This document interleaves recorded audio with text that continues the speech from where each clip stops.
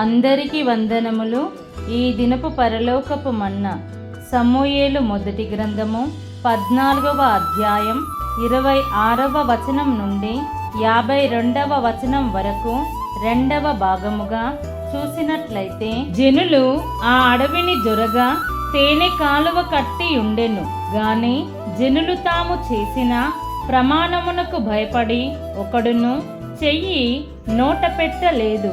అయితే యోనా తాను తన తండ్రి జనుల చేత చేయించిన ప్రమాణము వినలేదు గనుక తన చేతి కర్ర చాపి దాని కొనను తేనె పట్టులో ముంచి తన చెయ్యి నోటిలో పెట్టుకొనగా అతని కన్నులు ప్రకాశించెను. జనులలో ఒకడు, నీ తండ్రి జనుల చేత ప్రమాణము చేయించి ఈ దినమున ఆహారము పుచ్చుకొను వాడు శపింపబడునని ఖండితముగా ఆజ్ఞాపించియున్నాడు.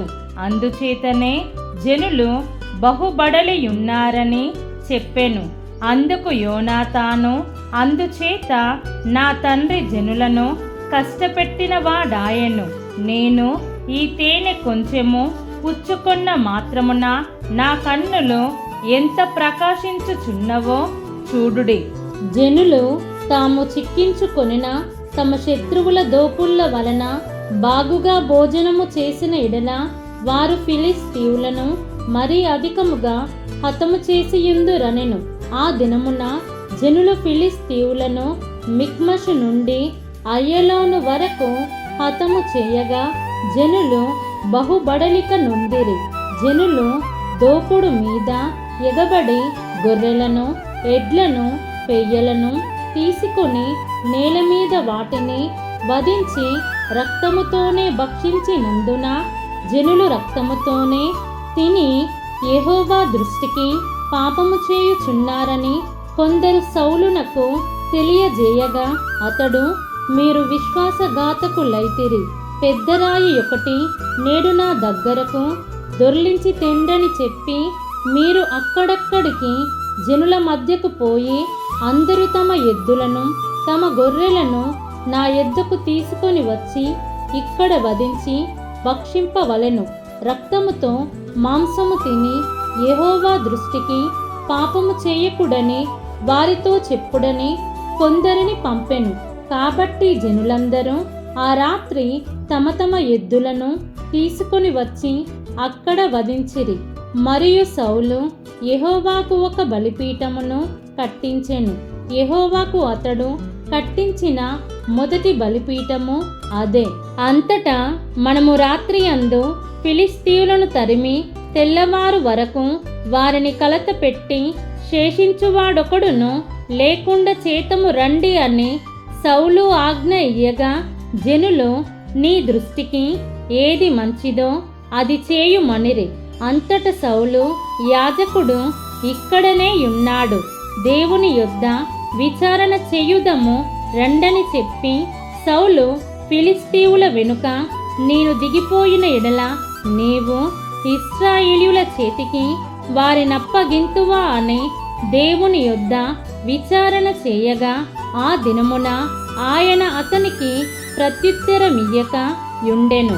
అందువలన సౌలు జనులలో పెద్దలు నా యొద్దకు వచ్చి, నేడు ఎవరి వలన ఈ పాపము కలిగెనో అది విచారింపవలెను. నా కుమారుడైన యోనాతాను వలన కలిగినను వాడు తప్పక మరణమౌనని ఇశ్రాయేలీయులను రక్షించు యెహోవా జీవము తోడని నేను ప్రమాణము చేయుచున్నానెను. అయితే జనులందరిలో అతనికి ప్రత్యుత్తరమిచ్చిన వాడు ఒకడును లేకపోయెను.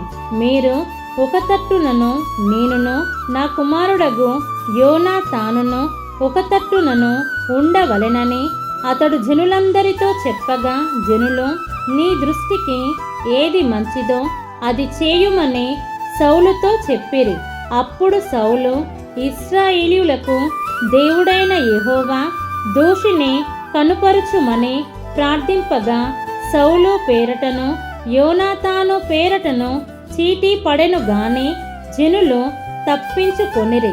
నాకును నా కుమారుడైన యోనాతానునకును చీట్లు వేయుడని సౌలు ఆజ్ఞ ఇయ్యగా యోనాతాను పేరట చీటి పడెను. నీవు చేసినదేదో నాతో చెప్పుమని యోనాతానుతో అనగా, యోనాతాను నా చేతికర్ర కొనతో కొంచెము తేనె పుచ్చుకున్న మాట వాస్తవమే. కొంచెము తేనెకై నేను మరణమొందవలసి వచ్చినదని అతనితో అనెను. అందుకు సౌలు, యోనాతానా, నీవు అవశ్యముగా మరణమౌదువు. నేను ఒప్పుకొనని ఎడల దేవుడు నాకు గొప్ప అపాయము కలుగజేయునుగాక అనెను. అయితే జనులు సౌలుతో, ఇశ్రాయేలీయులకు ఇంత గొప్ప రక్షణ కలుగజేసిన యోనాతాను మరణమౌనా? అదెన్నటికిని కూడదు. దేవుని సహాయము చేత ఈ దినమున యోనాతాను మనలను జయము నొందించెను. యెహోవా జీవము తోడు అతని తల వెంట్రుకలలో ఒకటియు నేల రాలదని చెప్పి యోనాతాను మరణము కాకుండా జనులు అతని రక్షించిరి. అప్పుడు సౌలు ఫిలిస్తీయులను తరుముట మాని వెళ్ళిపోగా ఫిలిస్తీయులు తమ స్థలమునకు వెళ్ళిరి.